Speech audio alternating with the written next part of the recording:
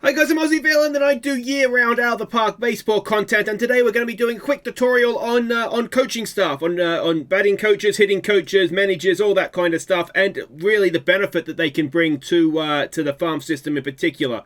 Now you can see here this is our Blue Jay series, which I highly recommend, by the way, where we're trying to just use Canadian players. Now what that means is that we very much need to make sure that we are developing what players we do have to be the best that they possibly can be.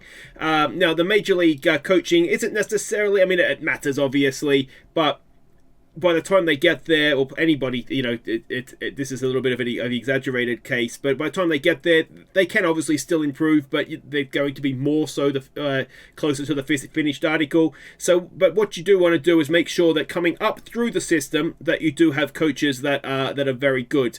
Now, managers obviously can have an impact. So if they, you know, if you can get guys that are good at coaching, then that is obviously a good thing.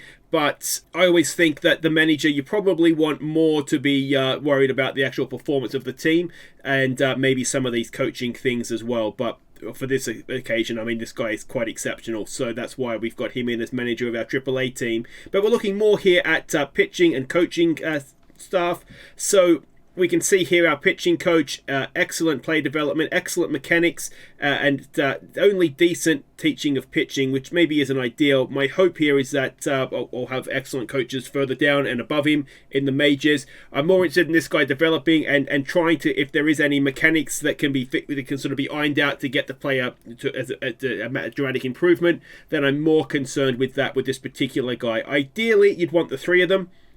For a pitching coach, and then obviously, yeah, for hitting, you'd want the hitting coach, teaching hitting to be really good.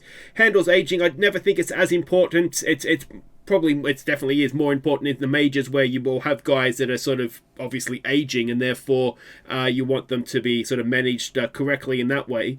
But in the farm system, it's not. I think it's as important, because if you're 35 and you're playing AAA, I'm probably less concerned about, you know, how you're aging, because you're probably not going to be a player that I use in the majors anyway. So yeah, those are sort of the big ones. If we're going to have a look at our hitting coach, again, now this guy has the extra bonus of being good at handling aging as well, but handles development, handles mechanics, or influences mechanics, and teaches hitting outstanding as well. So those are the ones that you want, and it just gives your players then the best chance of developing through. Now you will want to take into account the hitting and pitching focus. So obviously this guy is a neutral hitting focus, so he's going to sort of teach everything on a relatively even basis.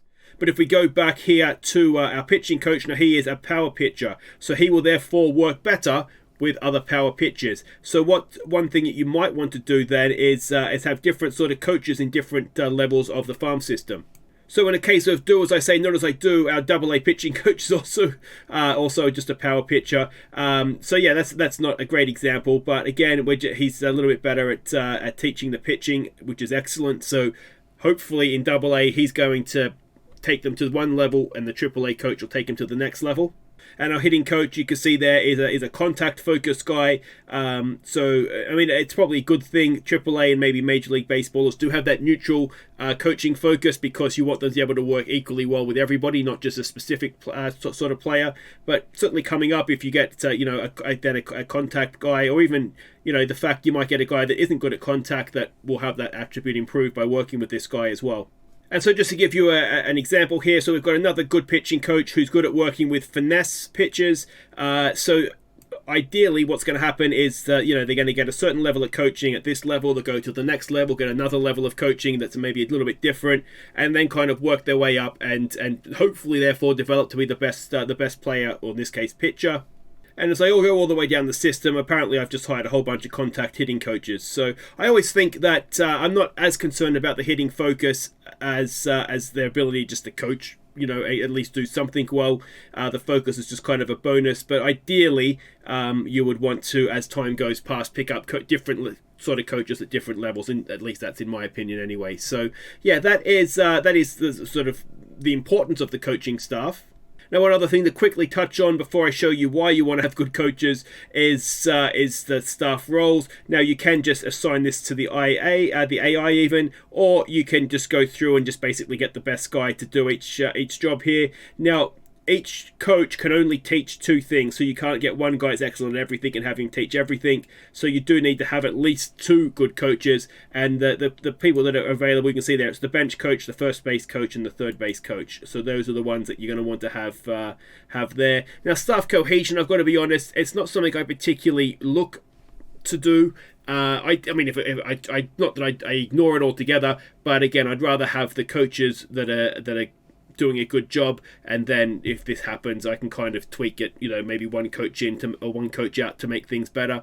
But it gives you an idea of who the types of personality people do struggle and not struggle with. Now, if this is a little bit too much for you to be bothered with, there is a way to turn it off. If you go up here to game, if you go to game settings, it's the first global setting thing. It's just down here. It's probably behind my head, but you can coach cohesion impact. You can just toggle it to be however you want it to be. If you turn it off, I won't judge you, that's for sure. But anyway, that's how you do it if you want to do it. Now, why is coaching important? It's back to Mario Morales if you watch some other of my tutorials, but this is why coaching is important, because you might get 1 or 2 of these. You will get 1 or 2 of these, almost certainly. This guy, 17th round pick in the draft, 533rd. He was not expected to be anything. I have the good coaches coming through. One coach, whatever it was, whether it be I don't actually know what it is. I wish I did. But whether it be the mechanics or whatever it is that they ironed out, and suddenly he was an absolute all-star, and it literally was within a month. I don't know. I just sort of suddenly found I had this massively high-potentialed guy in my farm system, and he's destined for Hall of Fame, isn't he? So yeah, good coaching will give you good players. That's as simple as that. But there we go. If you've enjoyed that, thumbs up. Subscribe if you're new. There will be other tutorials on the channel, or you can come and join me as we try and take an all-Canadian player Blue Jays, well, as far as we can. Take care.